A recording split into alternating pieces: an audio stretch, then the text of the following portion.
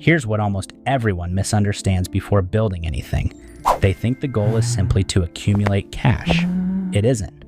The real goal is control, the ability to direct assets, shape decisions, and determine outcomes. And here's the kicker. Control can often be acquired without a large bank balance. That principle is the foundation of what a holding company really is. Most people who build them at scale didn't start with huge sums. They started by understanding ownership before they actually had much of it. What a holding company really is. Let's define it properly. A holding company isn't a traditional operating business. It doesn't make products, serve customers, or manage employees. Instead, it owns businesses that do these things.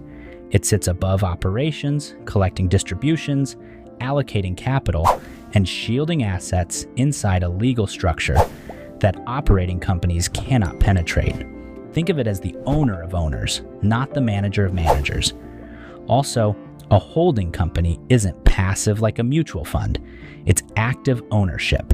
It dictates governance, decides how capital flows, and holds controlling stakes. This control, not just the money, is the true asset. You can own a minority share and wield total control if the agreement is structured properly. Governance beats percentages every time. Starting small, $0 to $100,000. The first stage, growing from $0 to $100,000, is where most foundations are either built or crumble. Many try to acquire businesses with outside capital, but the real path is trading skill for equity. You bring capability, operations know-how, sales expertise, system building. The seller brings the business. Sweat equity, small earnouts, and seller notes are how the first controlling stake is created without a war chest. Seller financing isn't a workaround, it's a strategic structure.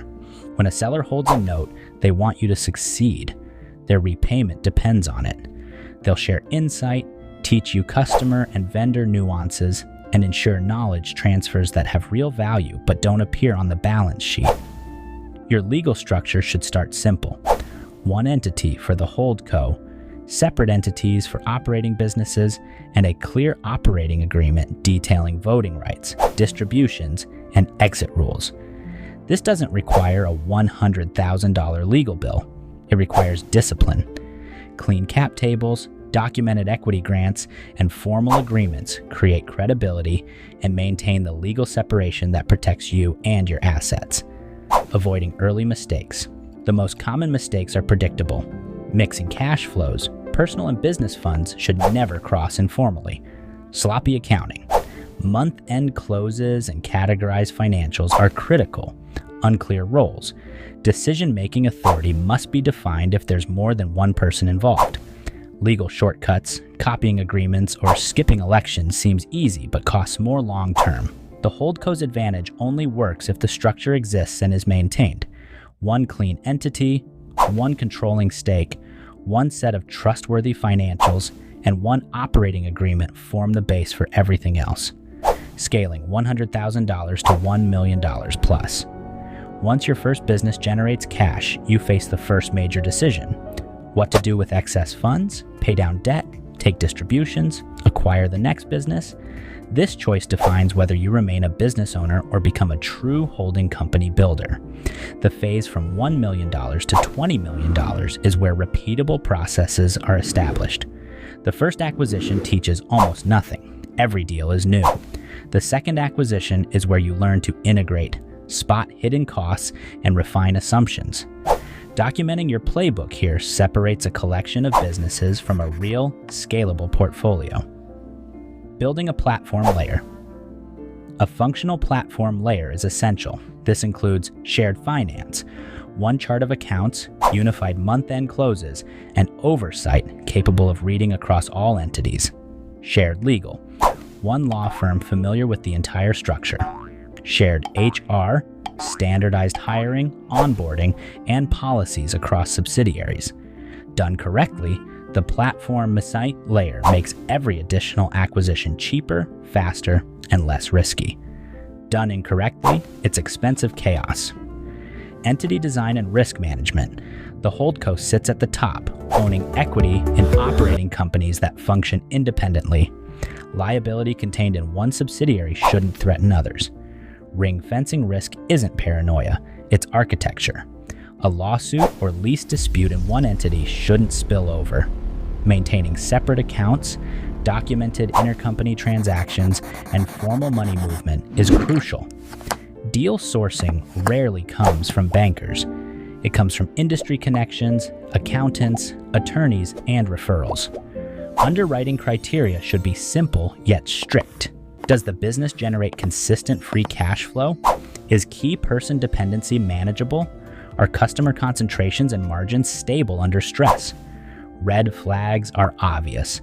Unverifiable revenue, accounting inconsistencies, or deals requiring best-case assumptions are not opportunities. They're disguised risks. You don't run subsidiaries yourself. Hire operators and structure incentives so they act like owners. Profit sharing, minority stakes, vesting over time, and monthly scorecards. Operators should know their numbers before the holdco does. Accountability is confirmed, not imposed.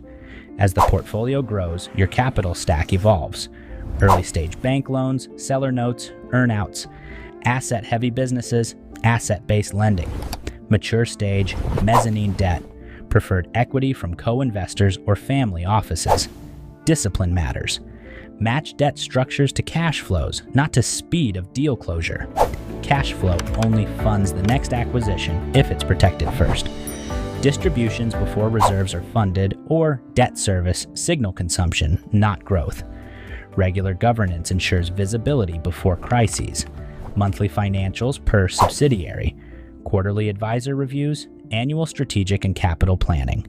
Board meetings producing decisions, not updates. The holding company is the system deciding what happens to businesses, not the business itself. Accuracy and timely information are non-negotiable. Above $50 million in enterprise value, old strategies stop working. Good acquirers aren't automatically good capital allocators. Strategy becomes deciding which businesses deserve capital, which should be starved, and which are retained for history rather than performance. Portfolio pruning is discipline, not failure. Governance evolves. Independent boards, audit quality reporting, internal controls, and succession planning. Risk management becomes structural, not reactive. Covenant thresholds and insurance strategies are proactive. Maintaining legal membranes ensures liabilities don't spread. Institutional capital brings scrutiny. Lenders require audited financials, covenant compliance, and evidence that the structure is reliable. Mezzanine, preferred equity, and co-investors come with rights and expectations. Capital allocation must follow documented rules.